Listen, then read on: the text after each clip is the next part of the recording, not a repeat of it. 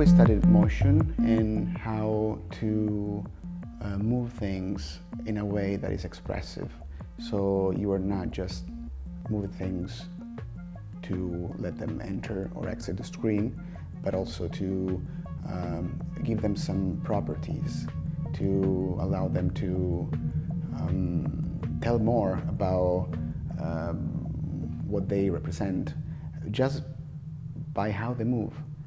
And I think that motion graphics gives you the power to play around with these features of elements. Colors also are another big feature. It's very expressive.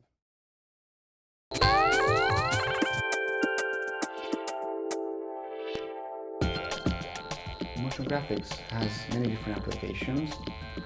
Some of them have the function to convey a message, to support a message, while other forms of motion graphics are purely aesthetical explorations of what you can do by moving things around the screen. Of course, there's a lot in between these two extremes, but yes, it can definitely be a form of art.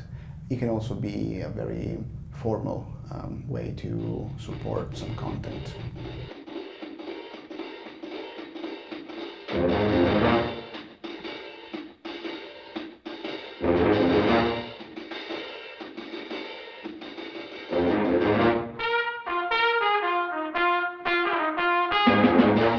My first experiences with motion graphics, the first works that I remember that struck me, that can be clearly labeled as motion graphics, were, without any doubt, movie titles.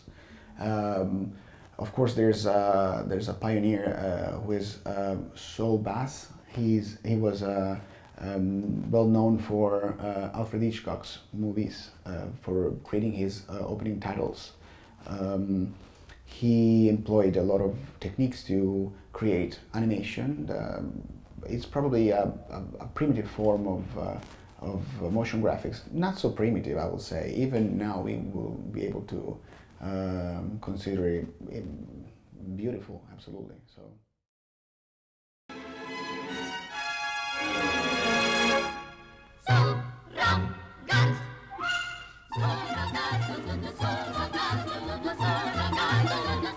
There was a film studio in Zagreb, in Croatia, Zagreb Film, and they were doing a lot of animations that had a lot of graphic properties.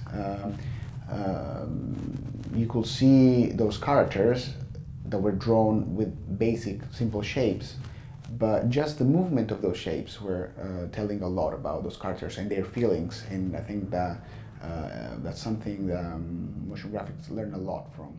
Yeah.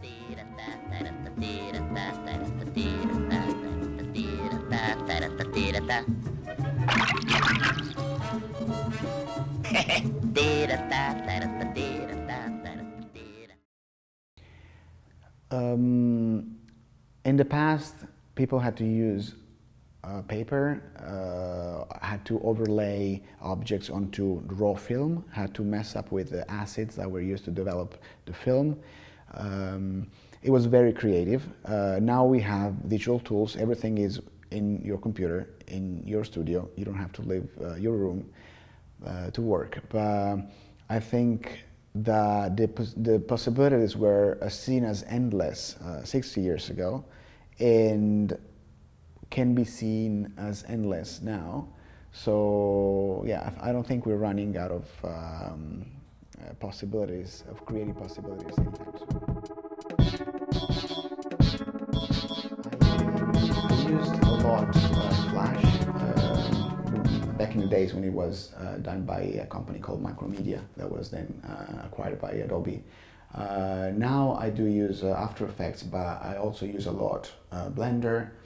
I tried some unorthodox software. Occasionally there was a VJing software called Modulate that allowed you to do interactive live manipulation of video. And another one that is now a defunct project called Jashaka. And they allowed to go crazy a little with images, and that sometimes it's useful because you don't know where you're going, but you can have fun experimenting, and the result can be surprisingly good sometimes. Yeah.